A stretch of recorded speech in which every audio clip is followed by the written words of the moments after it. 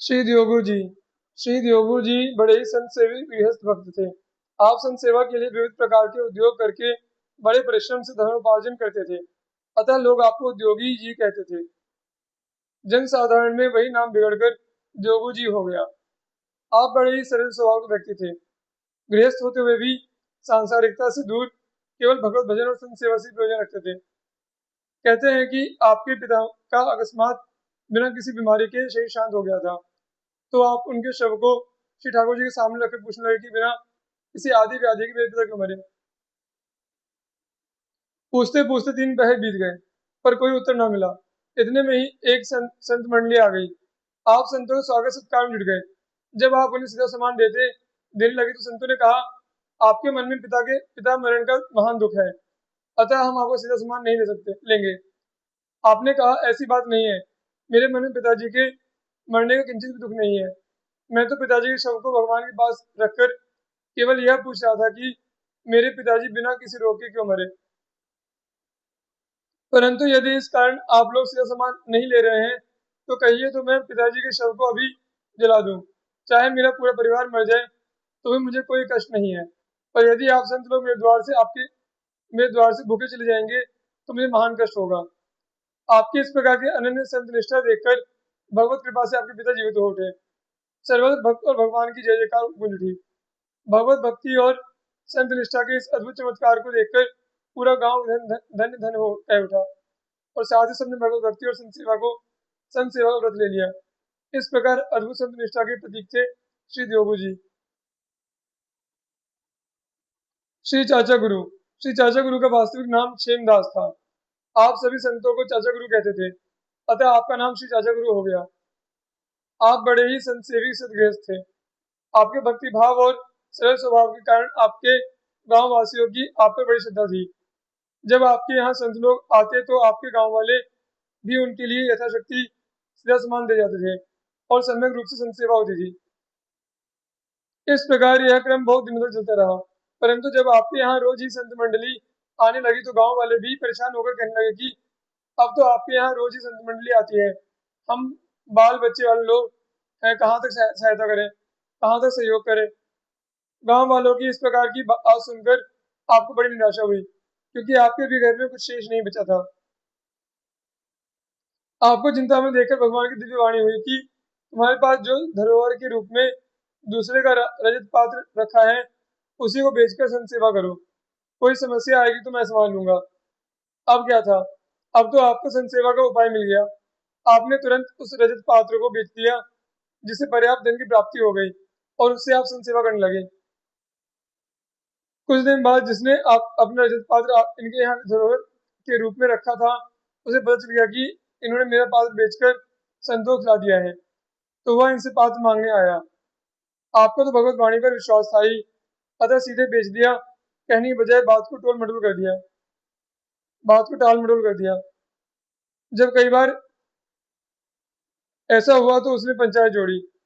उधर आपके यहाँ संतों की एक बड़ी जमात आ गई थी, अतः आप संत सेवा में ही व्यस्त रहे और पंचायत में जा ही न सके। पंचायत में न जाने के कारण आप पर आरोप सिद्ध हो सकता था, परंतु भगवान ने जैसा कि दिव्य वाणी द्वारा पहले ही कह दिया था, अतः वे आपके वेश में स्वयं पंचायत में हाजिर हो गए और पंचों के पूछने पर बोले कि इनका पात्र तो ज्यों का त्यों मंदिर में रखा हुआ है। ये व्यर्थी स्वयं भी परेशान हो रहे हैं और आप लोगों को भी परेशान कर रहे हैं। आप लोग चाहे तो चलकर देख लें। पंचायत में वह वैश्य भी बैठा था जिसके हाथ आपने उस रजत पात्र को बेचा था। उसने पंचों से कहा कि ये असत्य बोल रहे हैं, पात्र तो इन्होंने हमारे हाथ बेच दिया है। आपने भी अपनी बात पर बल देते हुए कहा कि पात्र मंदिर में अमुक स्थान पर रखा है, तुम स्वयं जाकर देख लो। पंचों कहने पर वैश्य मंदिर में गया तो पात्र सचमुच निर्दिष्ट स्थान पर रखा मिला।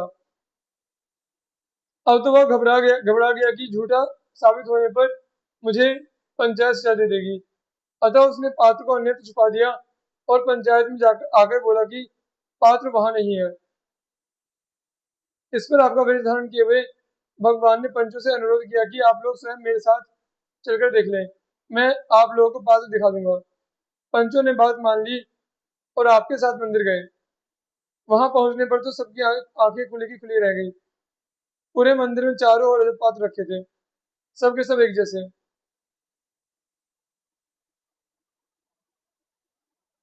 वैश्य ने जहाँ पात्र छुपा कर रखा था, वहां देखा तो पात्र नदारद था।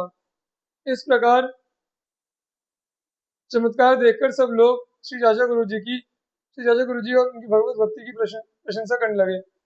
जिसका रजत पात्र धरोहर के रूप में रखा था, उसने भी इस चमत्कार को देखकर अपना धरोहर रखा पात्र भगवान को ही अर्पित कर दिया। इधर आप जब संत सेवा से निवृत्त हुए, तो आपका ध्यान पंचायत की ओर गया। अब तो आप बहुत घबराए कि पंचायत ने मेरे ऊपर अवश्य दंड रख दिया होगा। साथ ही मुझ पर दूसरे का रजत पात्र बेच देने का आरोप भी सिद्ध हो जाएगा।